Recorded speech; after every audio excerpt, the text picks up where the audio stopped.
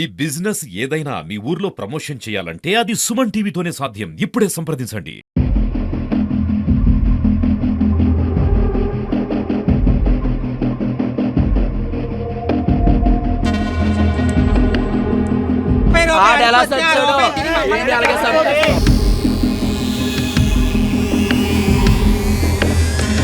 చేస్తారు. ఇప్పుడు హిజ్రా దిక్కుమాల సాగు వచ్చింది. దీనికి ఎవరు రెస్పాన్సిబిలిటీ?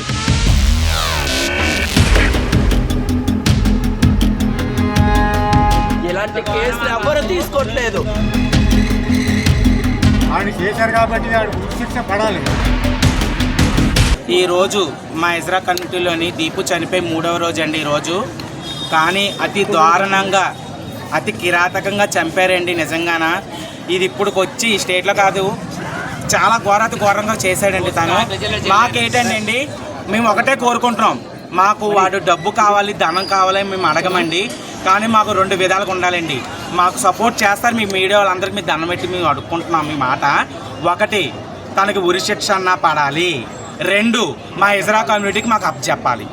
మా డిమాండ్లు అయితే ఈ 2ఏనండి. ఇలాంటి సంఘటన ఇండియాలో ఏ ట్రాన్స్జెండర్ కూడా జరగకూడదండి.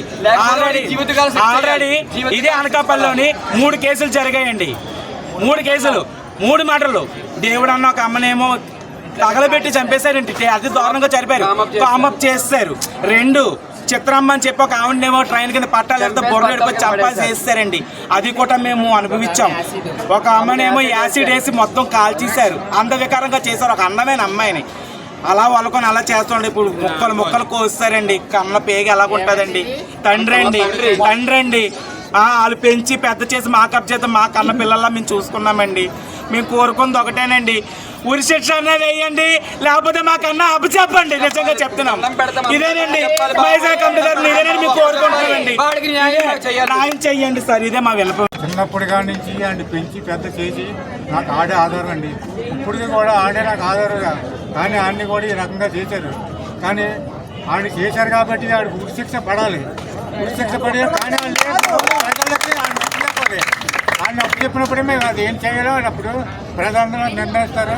వీళ్ళందరూ ఉన్నారు, అక్కలాగా ఉన్నారు, వాళ్ళు ఏది చూస్తారు, ఏం చేయాలో వాళ్ళు చేస్తారు. మా ట్రాన్స్ ఉమెన్స్లో ఒక అమ్మాయిని అతి దారుణంగా ప్రేమించిన వ్యక్తి చాలా నమ్మించి మోసం చేసి మా ఆవిడని చాలా దారుణంగా చంపడం జరిగింది. ఇప్పుడు మేమందరమీ కూడా మా కమ్యూనిటీలో ఉన్న పీపుల్స్ అందరిమీ కూడా ఈరోజు మేము ఎన్టీఆర్ హాస్పిటల్ దగ్గర మేము ధర్నా చేయడం జరుగుతుంది. మాకు న్యాయం ఏమీ కాదండి, వాడిని మాకు అప్పచెప్పండి. కోర్టు ద్వారా మాకు జరిగింది ఏమీ లేదు. తీసుకెళ్తారు, 3 నెలలు ఉంచుతారు, బాగా పెంచుతారు, బెయిల్ మీద వస్తాడు, కాళ్ళు ఎగరేసుకొని తిరుగుతాడండి వాడు ఇంకొక ట్రాన్స్జెండర్ని మోసం చేస్తాడు. వాడి మైండ్ సెట్ అలాగనే ఉంటుంది. మేము డబ్బు పెడతాము, ధనం పెడతాము, వాడికి చూడలేని లగ్జరీ లైఫ్ మేము ఇస్తాము. ఈ రోజు మమ్మల్ని అతి దారుణంగా మా కమ్యూనిటీలో ఉన్న ఒక అమ్మాయిని చంపాడు.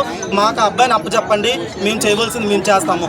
ఆడికి చేయలేని శిక్ష మాకేం వేస్తారో మేము చూస్తాము.